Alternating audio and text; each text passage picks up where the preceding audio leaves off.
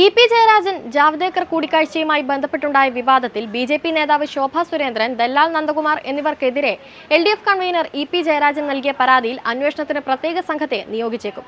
പരാതിയിൽ പ്രാഥമിക അന്വേഷണം നടത്തിയ ശേഷമേ എഫ്ഐആർ രജിസ്റ്റർ ചെയ്യൂ. സംസ്ഥാന പോലീസ് മേധാവിക്കാണ് ജയരാജൻ പരാതി നൽകിയത്. ആരോപണങ്ങൾക്ക് പിന്നിൽ ഗൂഢാലോചനയുണ്ടെന്നും ഇത് അന്വേഷിക്കണമെന്നുമാണ് ജയരാജന്റെ ആവശ്യം. കേസിൽ ശോഭാ സുരേന്ദ്രനെ പോലീസ് ചോദ്യം ചെയ്തേക്കും. ശോഭാ സുരേന്ദ്രൻ, കെ.പി.സി.സി അധ്യക്ഷൻ കെ. സുധാകരൻ, ദല്ലാൽ നന്ദകുമാർ എന്നിവർക്കെതിരെ ഇ.പി. ജയരാജൻ കഴിഞ്ഞ ദിവസം വക്കീൽ നോട്ടീസ് അയച്ചിരുന്നു. മൂവരും അപവാദ പ്രചരണം നടത്തിയെന്നതായിരുന്നു ആരോപണം. ആരോപണങ്ങൾ പിൻവലിച്ച് ഉടൻ മാധ്യമങ്ങളിൽ കൂടി മാപ്പ് പറയണം. ഇല്ലെങ്കിൽ നടപടിയെന്നും 2 കോടി രൂപ നഷ്ടപരിഹാരം നൽകണമെന്നും നോട്ടീസിൽ പറയുന്നുണ്ട്. ഇതിന് പിന്നാലെയാണ് പോലീസിലും പരാതി നൽകുന്നത്. ടി.പി. നന്ദകുമാറിനെതിരെ ശോഭയും ശോഭയ്ക്കെതിരെ നന്ദകുമാറും പോലീസിൽ പരാതി നൽകിയിട്ടുണ്ട്. അതുകൊണ്ട് തന്നെ കരുതലോടെ മാത്രമേ അന്വേഷണം നടത്തൂ. നിയമോപദേശവും പോലീസ് തേടിയേക്കും. തെരഞ്ഞെടുപ്പ് സമയത്ത് ഇത്തരം ആരോപണങ്ങൾ ഉന്നയിച്ചത് രാഷ്ട്രീയ ലക്ഷ്യത്തോടെയാണെന്നാണ് ഇ.പി. ജയരാജൻ പറയുന്നത്.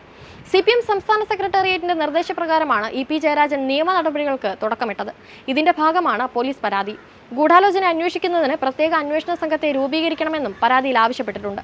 ബി.ജെ.പി. നേതാവ് പ്രകാശ് ജാവ്ദേക്കറുമായുള്ള കൂടിക്കാഴ്ചയിൽ ഇ.പി. ജയരാജനെ നേരത്തെ CPIM ന്യായീകരിച്ചിരുന്നു. ഇ.പി. ജയരാജനെതിരെ ആസൂത്രിത നീക്കമാണ് നടക്കുന്നതെന്ന് CPIM സംസ്ഥാന സെക്രട്ടറി M.V. ഗോവിന്ദൻ വ്യക്തമാക്കിയിരുന്നു. ശോഭാ സുരേന്ദ്രനാണ് നേരത്തെ ജാവ്ദേക്കർ ഇ.പി. ജയരാജൻ കൂടിക്കാഴ്ചകൾ ചർച്ചയാക്കിയത്.